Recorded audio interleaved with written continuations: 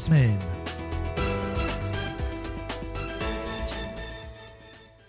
Chers auditeurs, notre invité de la semaine, il s'appelle Rémi et il prépare un livre sur le club du Nîmes Olympique. Alors vous allez dire, oui, c'est mon club, il fait encore venir quelqu'un de son club, mais ce qui nous intéresse là sur sa démarche, ce n'est pas le fait que ce soit sur le Nîmes Olympique, c'est comment on écrit un livre sur un club sportif, comment on fait des recherches, comment on organise ça, comment on prend des contacts. C'est ça qui va nous intéresser aujourd'hui. Bonjour Rémi. Bonjour Corentin, bonjour à tous les auditeurs. Et je vais essayer de vous éclairer au mieux sur les recherches pour écrire un livre. Ah ben j'espère, parce que c'est quand même pour ça qu'on t'a appelé. Alors, déjà, d'où t'es venue cette idée de faire un livre sur ton club? Parce que j'imagine, si tu fais un livre sur ce club-là, c'est que tu es supporter du club. Sinon, ce serait un peu bête, quoi. Voilà, je suis supporter du Nîmes Olympique depuis que mon grand-père m'amène au stade aux Costières.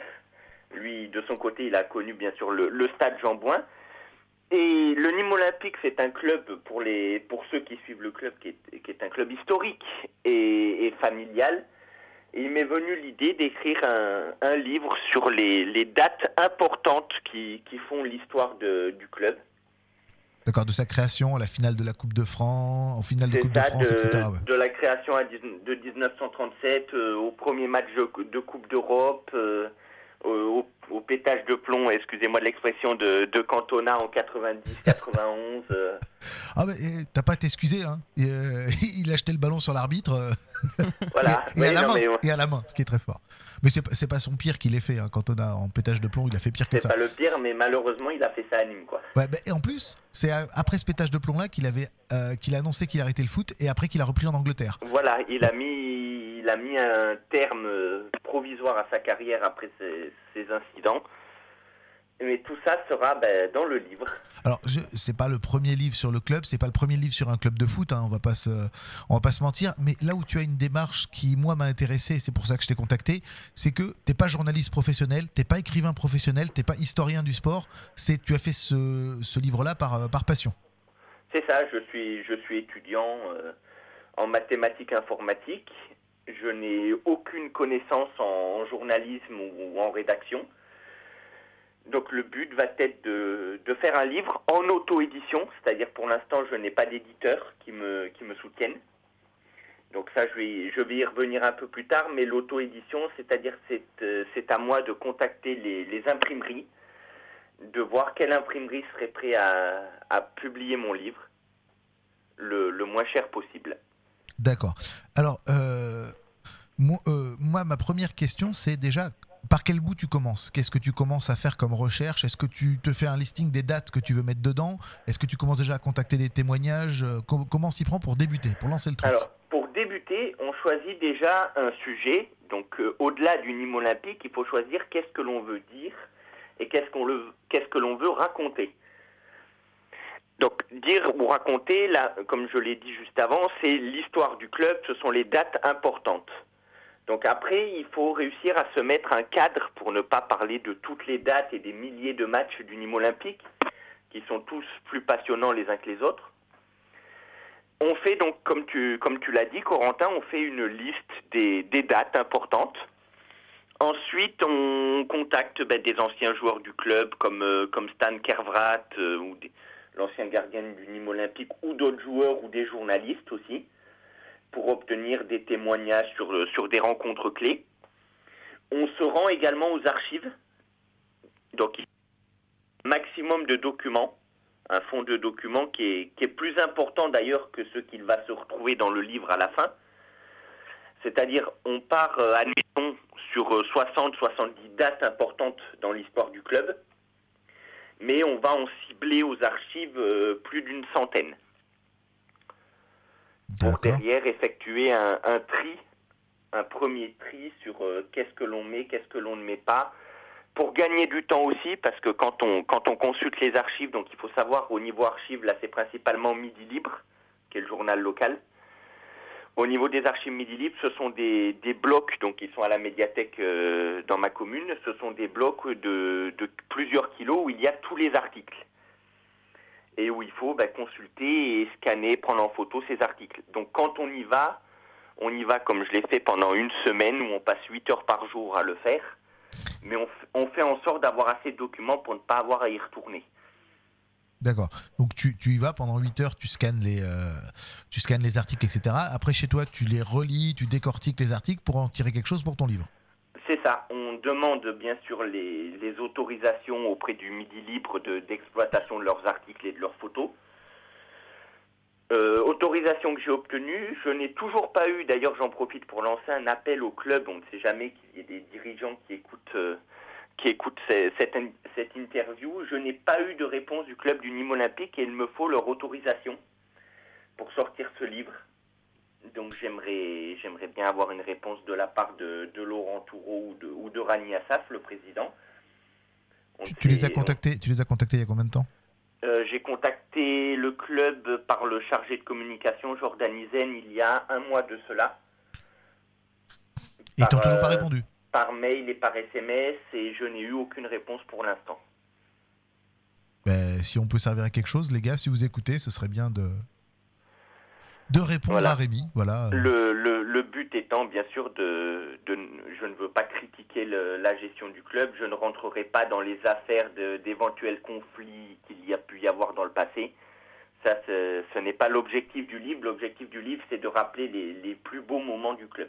Et les moments sportifs, ok? C'est sur le terrain. C'est vraiment sur le sportif. C'est vraiment sur le sportif, et ça va parler des saisons en amateur comme de la belle montée contre le Gazélec en Ligue 1, comme aussi de la période actuelle avec le Covid où les stades sont vides, et on le sait ô combien c'est important au Nîmes Olympique, le 12e homme et la présence des supporters aux Costières.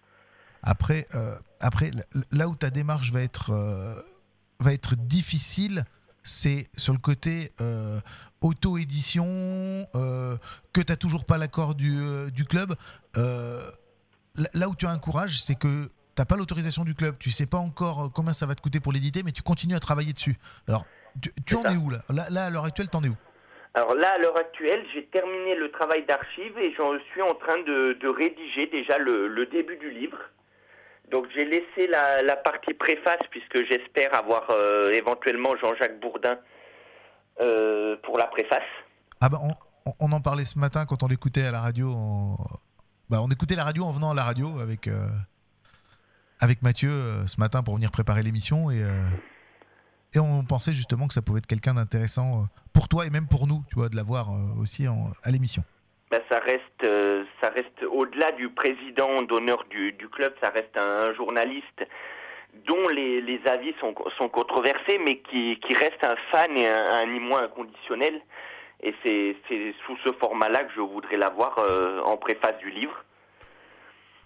De toute façon, moi, mon point de vue, c'est que ceux que tu devrais avoir en préface, à mon avis, tu as plusieurs choix. En préface, tu peux avoir un journaliste qui peut faire une préface efficace, donc Jean-Jacques Bourdin. Et après, une autre personne que tu pourras avoir en préface qui est encore vivant, c'est Omar Belbé. C'est le capitaine historique de l'épopée de 96. Ça pourrait être intéressant de l'avoir soit en préface, soit en interview dedans. Lui, il faudrait qu'il parle, parce que bien évidemment, il faudrait des Kader Firoud et tout ça, mais c'est plus compliqué. Il faut faire des séances de spiritisme et tout. C'est chiant. Non, mais Omar Belbé, ça peut être, moi j'y avais pensé, mais plutôt dans le livre. Dans le livre en interview, ouais. Au niveau des pages, quand je vais parler de l'épopée de 96, à ce moment-là, peut-être mettre une petite interview ou en postface du livre. C'est sûr que si tu parles tu vas forcément en parler de l'épopée de 96, oui, mais oui. Si t'as pas l'interview du capitaine qui marque le but au Parc des Princes, c'est vrai que là, il y aura un petit vide. Voilà, non, mais c'est pour ça que je vais essayer, c'est prévu de le contacter et de mettre, j'avais prévu pour les années 96 et l'épopée en Coupe de France, j'avais prévu environ 3 pages dans le livre.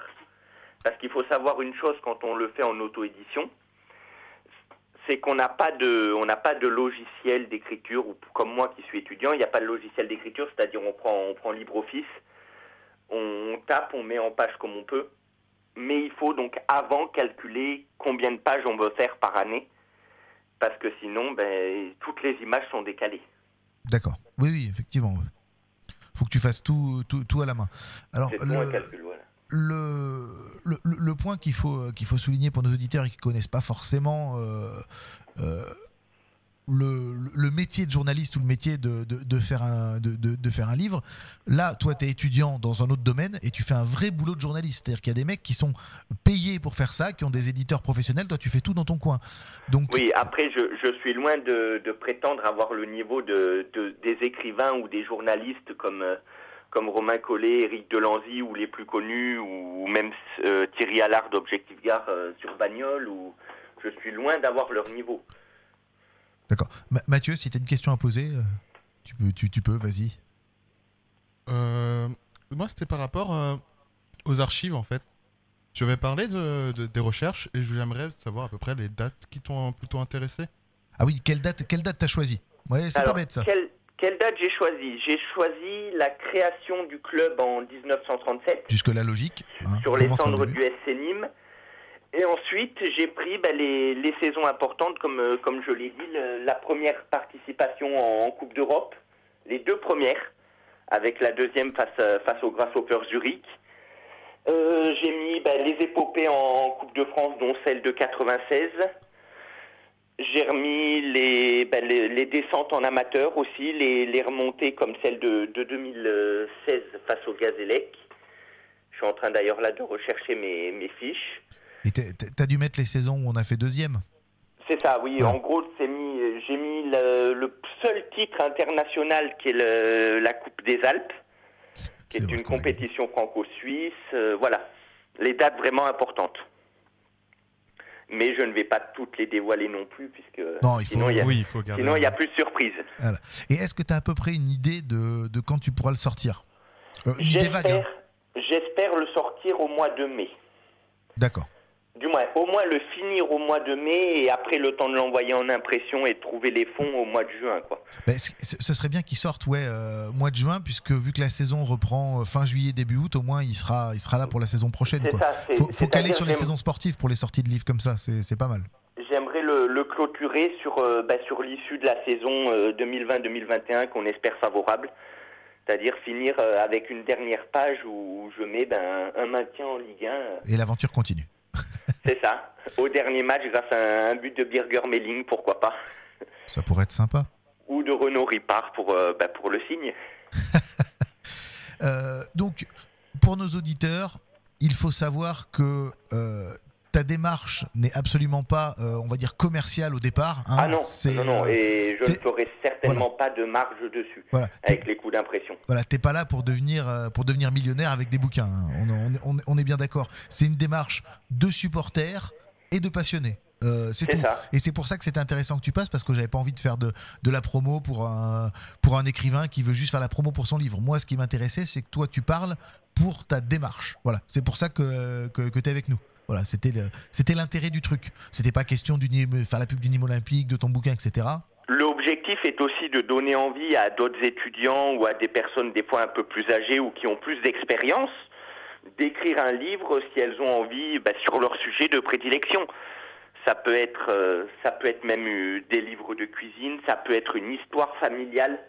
Je sais que je fais beaucoup de généalogie aussi, et c'est très important en généalogie de consigner tout ce qui est note familiale et information familiale. Donc ça peut permettre de donner envie aux gens d'écrire un livre. D'accord. Et surtout en ce moment où la culture en a besoin et les libraires en ont besoin, c'est important. J'aurais quelques questions aussi à te poser. Ça serait par rapport au temps de recherche que tu as pris. Ça fait combien de temps que tu as lancé le projet en fait? Alors le projet, je l'ai lancé le 1er janvier 2021. Et ça fait 3 mois que je potasse le sujet. Disons qu'il y a eu un premier mois où on cible sur quoi on va parler, où on commence à regarder de quoi on va parler, quelle date on va choisir. Et après, il y a toutes les recherches d'archives sur Internet, sur les archives en ligne, à la médiathèque de ma commune, et encore j'ai des voyages de prévus sur Nîmes aux archives municipales pour chercher d'autres archives. D'accord. Donc il faut compter approximativement une grosse centaine d'heures aux archives. Ok, oui, c'est quasiment, on va dire, un travail d'historien, si on peut dire ça. Oui, c'est-à-dire l'avantage par rapport à un historien, c'est que l'historien, il recherche des preuves ou des faits et tout, mais il doit comparer les faits. Là, quand on écrit un livre comme ça sur l'histoire du Nîmes olympique, on se base sur les articles de presse qui sont sortis, on sait qu'ils sont véridiques. Et on a les dates et on a les faits déjà précis. Ok. C'est un point positif. Voilà, c'est un point positif, un gros avantage.